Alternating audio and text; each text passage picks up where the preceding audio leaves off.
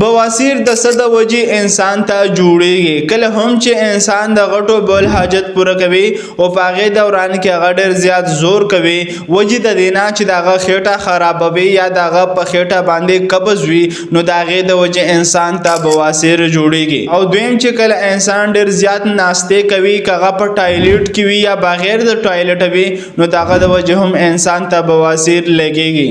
او دریم هغه زنانه ته هم بواسیر کیدی شي د چا چې په خېټه باندې حمل وي. او څلورم هغه انسان ته هم بواسیر کیدی شي کم انسان چې ډېره زیاته موټاپا لري. او پنځم څوک چې ډېر زیات وزن اوچتوي، د هغې د وجې هم انسان ته بواسیر کیدی شي. او شپږم د چا عمر چې زیاتېدو طرف ته روان وي، نو د هغې د وجې هم انسان ته بواسیر کیدی شي.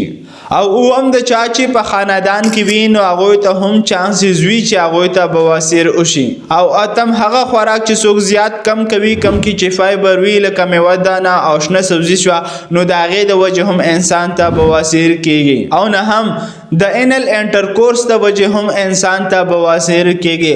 او د بواسیرو څو قسمونه وي او دا څنګه انسان ته جوړیږي، نو په دې باندې آلریډي ویډیوز جوړې شوي دي چې تاسو په کمنټ کې چې کوم لینکونه دي په هغې باندې تاسو دا کتی شي چې دا څو قسمونه وي او انسان ته بواسیر څنګه میډیکلی جوړیږي.